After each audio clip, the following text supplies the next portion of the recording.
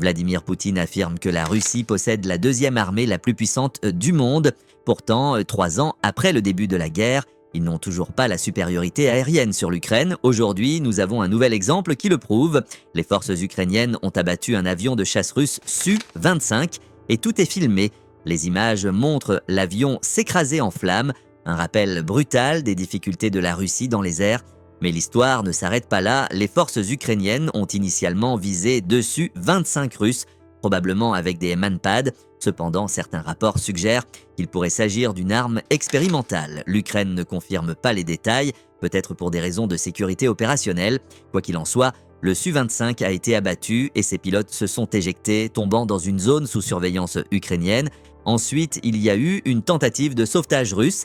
Un hélicoptère Mi-8 est venu pour évacuer les pilotes abattus, mais l'Ukraine était prête. Leurs drones ont frappé, endommageant l'appareil. Au lieu de sauver leurs hommes, l'équipage du Mi-8 a décidé que l'hélicoptère était plus précieux. Ils ont décollé, abandonnant les pilotes et l'équipe de sauvetage, une métaphore parfaite de la façon dont la Russie traite ses soldats.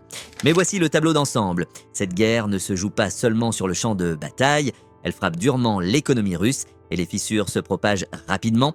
L'inflation monte en flèche, les salaires stagnent et les Russes luttent pour s'en sortir. Et si l'histoire nous apprend quelque chose, c'est que les turbulences économiques dans une partie du monde peuvent avoir des répercussions partout. Si vous vous inquiétez de l'impact de ces événements mondiaux sur votre sécurité financière, c'est le moment de vous préparer. J'ai créé un guide gratuit sur l'investissement pour vous aider à évaluer les risques, prendre des décisions éclairées et protéger vos économies avant que l'incertitude ne se transforme en crise. Cliquez sur le lien dans la description pour le télécharger maintenant.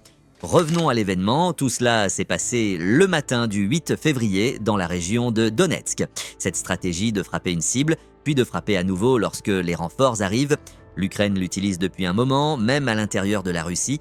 Ils l'ont appliquée aux raffineries de pétrole, les frappant une fois, observant les dégâts, puis frappant à nouveau juste au moment où les réparations commencent. Cette tactique dévaste l'économie pétrolière déjà en difficulté de la Russie. Et comme le souligne l'analyste Jake Bro, ces attaques contre les raffineries ont considérablement augmenté ces dernières semaines. Depuis le début de 2025, l'Ukraine a intensifié les frappes en profondeur sur le territoire russe, touchant des raffineries à Tver, à l'est de Moscou, et même à Ryazan, qui représente 4% de la capacité de raffinage de la Russie. Cette installation est maintenant complètement hors ligne. Mais voici le véritable choc.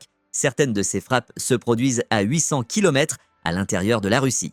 L'ampleur est écrasante, même le renseignement en source ouverte ne peut pas suivre. L'Ukraine frappe plus profondément que jamais et la Russie a du mal à répondre. Nous avons vu des titres comme celui-ci, l'Ukraine est en passe de détruire complètement l'industrie pétrolière de la Russie, et pour une bonne raison. Rien qu'en janvier, il y a eu plus de 20 attaques, les 4, 8, 10, 11, 14, 15 et presque tous les jours après cela. Beaucoup de ces frappes ont touché des raffineries majeures. L'une des plus grandes, la raffinerie de Ryazan, qui produit 4 à 5% du pétrole russe. C'est un coup énorme. Parlons maintenant de pourquoi cela compte. L'armée russe fonctionne avec du carburant, chars, avions, convois de ravitaillement, et avec l'Ukraine qui intensifie les attaques tandis que les États-Unis renforcent les sanctions, ses approvisionnements en carburant diminuent rapidement.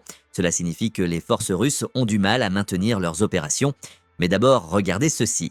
Le premier clip vient de Ryazan, à environ 500 km, 300 miles des lignes de front. L'Ukraine a utilisé des drones kamikazes à longue portée pour frapper fort. Et regardez, le feu est si massif qu'il illumine la nuit comme en plein jour. Maintenant, regardez cet autre angle. Même à des kilomètres de distance, vous pouvez voir l'explosion. Et c'est essentiel. Pendant 2 ans, la plupart des Russes n'avaient aucune idée de ce qui se passait vraiment au front. Leur média est contrôlé, télévision, journaux, tout.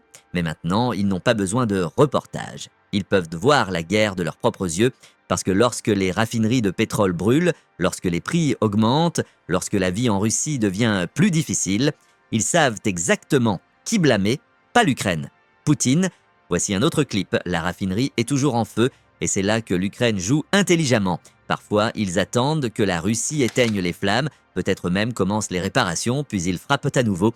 Le double coup classique. Maintenant, la Russie a fait cela en Ukraine aussi, mais avec une différence brutale. Ils ciblent les hôpitaux, les écoles, les immeubles d'habitation, des crimes de guerre tout simplement. Mais l'Ukraine, il frappe des cibles stratégiques. Le pétrole, les raffineries, les lignes d'approvisionnement militaires. Regardez ce clip suivant. Un conducteur sur la route de Suiten a capturé des drones volant au-dessus de sa tête, se dirigeant droit vers une autre cible. C'est le nouveau champ de bataille et la Russie le ressent durement. Pendant ce temps, les actions de l'Ukraine ont un impact sur la capacité pétrolière de la Russie, limitant combien elle peut exporter, combien atteint les lignes de front et frappant durement l'économie. La Russie dépend de son secteur énergétique et cette perturbation a un impact. Mais ce n'est pas tout.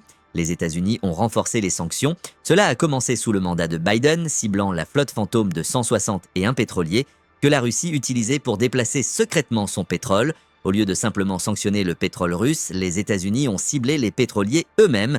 Et cela a eu de réelles conséquences. Maintenant, l'administration Trump renforce l'application des sanctions. L'envoyé spécial Keith Krach souligne que bien que les sanctions soient en place, leur application était faible. L'approche était plus une suggestion qu'une véritable restriction, mais Trump prévoit de changer cela en réprimant les contrevenants comme jamais auparavant. Écoutons ce que Krach a à dire. Pendant ce temps, sur le terrain, les lignes de front n'ont pas beaucoup bougé. Les contre-offensives ukrainiennes ont fait quelques gains, mais les zones contrôlées par la Russie restent en grande partie les mêmes. Les gros titres peignent un tableau mitigé. L'Ukraine pousse pour saisir les milliards gelés de la Russie. Les troupes nord-coréennes ne sont plus aperçues sur les lignes de front. Et le comité budgétaire de l'Allemagne envisage un paquet d'aides de 3 milliards d'euros pour l'Ukraine. La grande question maintenant, Trump continuera-t-il à financer les armes de l'Ukraine et à augmenter la pression sur Poutine avec plus de sanctions? Cette décision appartient au président. En regardant en arrière, l'approche aussi longtemps qu'il le faudra de l'administration précédente n'était pas une stratégie, c'était un slogan. Prenons les sanctions comme exemple, sur une échelle de 1 à 10, avec 10 étant le plus sévère, les États-Unis sont à 6, mais l'application seulement à 3. La flotte fantôme, responsable de près de 70% des exportations illicites de pétrole de la Russie, a été sanctionnée, mais l'application reste faible. C'est là que la vraie pression doit être appliquée, pas seulement sur la Russie, mais aussi sur l'Ukraine, en s'assurant que des incitations stratégiques sont en place pour les deux parties. Beaucoup supposent que les sanctions ont fait tout ce qu'elles pouvaient. Avec plus de 24 000 mesures en place, la Russie est le pays le plus sanctionné au monde, et pourtant la guerre continue. Mais la réalité, les sanctions peuvent encore être resserrées et leur application peut être beaucoup plus agressive. Lorsque Biden a mis sur liste noire la flotte fantôme, l'impact a été immédiat. 2 pétroliers russes en route vers la Chine et l'Inde ont soudainement été refoulés. Pourquoi? Parce que les deux pays craignaient des sanctions secondaires. C'est la clé, une application forte. Il ne s'agit pas seulement de sanctionner la Russie, il s'agit de tenir pour responsable tout pays, entreprise ou entité qui fait des affaires avec des actifs russes sanctionnés. C'est ainsi que vous faites mordre les sanctions. Comme je l'ai déjà dit et je le dirai encore, si vous n'appliquez pas une loi, ce n'est pas une loi, c'est juste une suggestion. Et à mesure que les sanctions se resserrent, les bénéfices pétroliers de la Russie continuent de diminuer. Bien sûr, la Russie trouvera toujours des acheteurs. La Corée du Nord, peut-être quelques autres pays, même l'Inde et la Chine ont joué le jeu, exigeant des rabais massifs en échange de leur commerce. Quand le pétrole se vendait à 80 $ le baril, ils demandaient un rabais de 10, parfois même 15 $. Maintenant, avec une application plus stricte, l'impact est indéniable. Il y a quelques jours à peine, le 6 janvier, Bloomberg a rapporté que le rabais sur le pétrole russe a atteint un record de 16 $ par baril. Cela signifie que si le pétrole se négocie à 76 $ sur le marché libre, des acheteurs comme l'Inde et la Chine disent « nous le prendrons », mais seulement à 60 $. Parce qu'à la fin de la journée, la Russie n'a pas beaucoup d'options. Si elle veut vendre, elle doit baisser les prix. Et voici la réalité. Moins la Russie gagne, moins elle peut dépenser pour la guerre. Mathématique simple.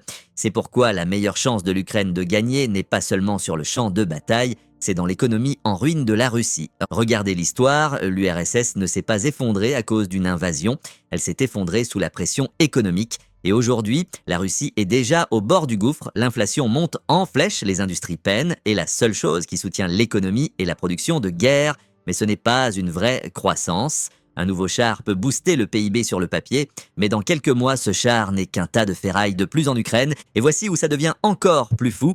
Les journaux russes admettent la crise. Moskovski Komsomolets a rapporté que, en décembre dernier, 70% des prêts contractés par les Russes provenaient d'institutions de microfinance, des prêts à court terme juste pour survivre jusqu'au prochain salaire.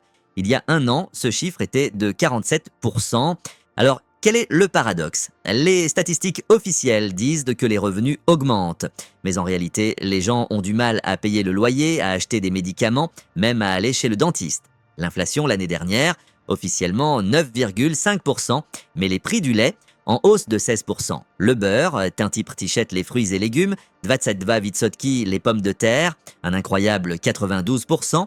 Les chiffres racontent l'histoire. Les fissures dans l'économie russe ne font pas que se former, elles s'élargissent. Et à mesure que les sanctions mordent plus fort, ces fissures ne feront que s'approfondir. Et voici le vrai danger. Cela ne se passe pas seulement en Russie. Partout dans le monde, les gens voient leurs économies diminuer, leur pouvoir d'achat s'éroder et leur sécurité financière s'échapper. La question est, êtes-vous prêt? Si vous n'êtes pas sûr de votre position dans cette économie en mutation, c'est le moment de prendre le contrôle. Téléchargez le guide gratuit sur l'investissement pour évaluer votre situation, poser les bonnes questions et apprendre les stratégies qui peuvent aider à protéger vos finances avant qu'il ne soit trop tard. Cliquez sur la carte en haut à droite ou utilisez le lien dans la description pour commencer. Merci d'avoir regardé cette vidéo et on se retrouve dès demain pour une nouvelle actu.